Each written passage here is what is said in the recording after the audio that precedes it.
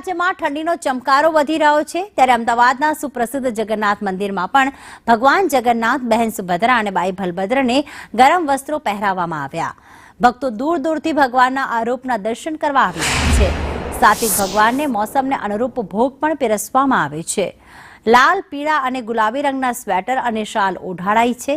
દર વર્ષે જગન્નાથ મંદિરમાં મોસમને અનુસાર શૃંગાર, ભોગ, વસ્ત્ર પરિધાન આદિ અર્પણ કરવામાં આવે છે। ત્યારે હાલ પડી રહેલ કાતિલ ઠંડીને ધ્યાનમાં રાખીને ભગવાનને ગરમ વસ્ત્રો અને શિયાળાનો ભોગ પણ અર્પણ કરાય છે।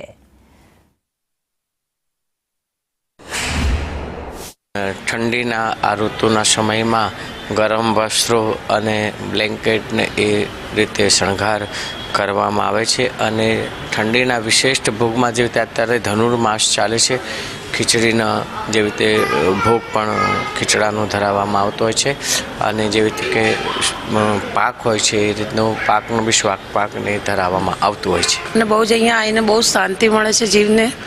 મને એવું થાય છે કે ભગવાન આપણી જોડે જ સાક્ષાત આપણી જોડે છે અને એવું થાય છે કે આપણે ભગવાનને ગરમ, આપણને ઠંડી લાગે છે, ભગવાનને બી ઠંડી લાગે છે। ભગવાનને હું ઘરે પણ મારા ભગવાનને આવી રીતે જ હું સેવા કરું છું। એમને બી હું ઘરે આવી રીતે ગરમ કપડાં પહેરાવું છું, એમને ગરમ ગરમ બદામવાળું દૂધ પીવડાવું છું। પંચરત્નનું મતલબ જે ગુંદર પાક હોય છે કે જે બી હોય છે આપણી જોડે ગરમ ગરમ વસ્તુ આપણે કરીએ છીએ બધી હું એમને ભોગ ધરાવું છું। સમગ્ર રાજ્યમાં ઠંડીનો ચમકારો વધી રહ્યો છે ત્યારે ભગવાનને પણ ઠંડી ન લાગે તે માટે અમદાવાદના સુપ્રસિદ્ધ જગન્નાથ મંદિરમાં પણ ભગવાનને મોસમને અનુરૂપ શૃંગાર છે કરવામાં આવ્યો છે।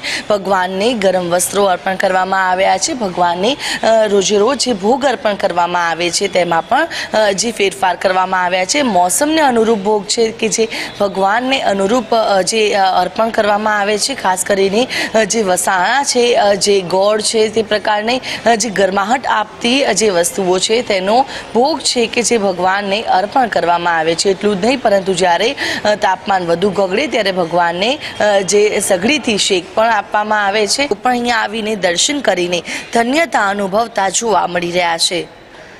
કેમેરા પર્સન મનીષ વાણિયા સાથે આયુષી યાજ્ઞિક, સંદેશ ન્યૂઝ, અમદાવાદ।